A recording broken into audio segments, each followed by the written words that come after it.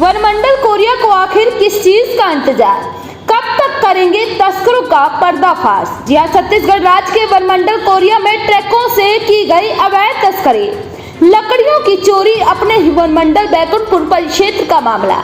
जी आपको बता दें, लकड़ियों को राज्य से बाहर भेजकर लगाया गया लाखों का चूना, की गई अपने ही राज्य से गद्दारी, पैसे की लालच में अपनी ड्यूटी का दुरुपयोग। जी आपको बताते चले, पूरा मामला वनमंडल बैकुंठपुर अंतर्गत वन परिक्षेत्र चिरमिरी के सिंगत बैगा पारा बस्ती का है। वहां के ग्रामीणों को कुप कटाई के नाम से भ्रमित करके पेड़ों की अवैध कटाई करने में अंजाम दिया जा रहा है।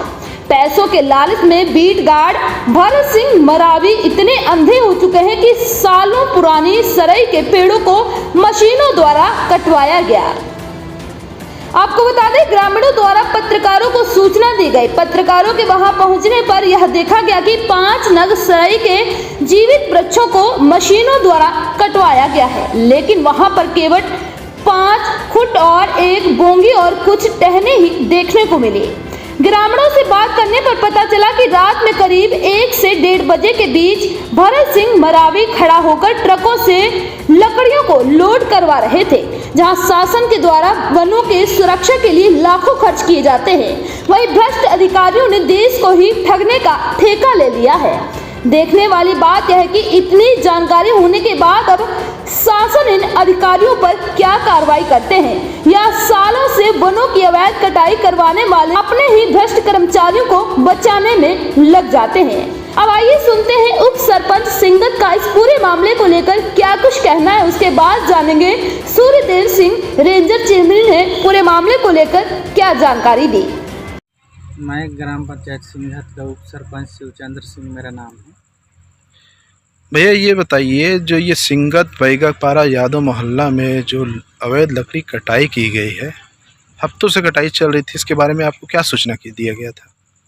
हमको तो सूचना कुछ नहीं था, बस ये है कि वहाँ लकड़ी काटने का आवाज़ पता चल रहा था, तो हमने उधर घूमते फिरते गया तो हितग्राही के द्वारा ये बताया गया कि ये जो हम लकड़ी है सभी तरफ से परमिशन ले लिए हैं, ऐसे करके। किनके द्वारा कहा गया परमिशन ले लिया? संतोष यादव है, फॉरेस्ट विभाग से हमने परमिशन ले लिया है, और इधर राजस्व विभाग से परमिशन ले लिया है। तो हमने बोला कि भाई आपने सब तरफ से परमिशन ले लिया है, तो हम क्या भाई, हमारा कोई वो नहीं है कि आप कर सकते हैं ऐसे करके। तो बताया कि कौन फॉरेस्ट वाला है क्या है, तो बताया कि एक भारत मरावी करके फॉरेस्ट विभाग से हैं, तो उन्हीं का निगरानी में सब लकड़ी कटाई हो रहा है, उनसे परमिशन ले लिए हैं। और जब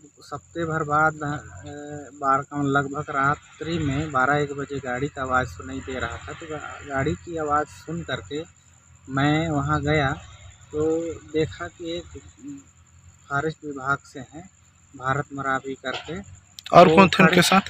खड़े होकर के वो लकड़ी को क्या है 10 टायरा होता है वो गाड़ी में, और क्या होता है जेसीबी के माध्यम से उसमें लोड करा रहे थे।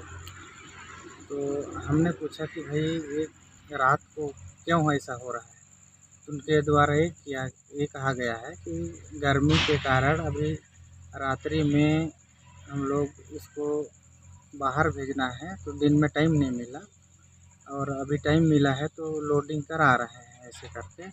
और वो पता नहीं वो कहीं परमिशन लिए थे नहीं लिए थे, लेकिन हम लोगों को तो भ्रमित करके यही बोला गया कि ये भारत में अभी ये वन विभाग की तरफ से है। हाँ, भारत मरावी वही बंजारी डांड फॉरेस्ट से आते हैं।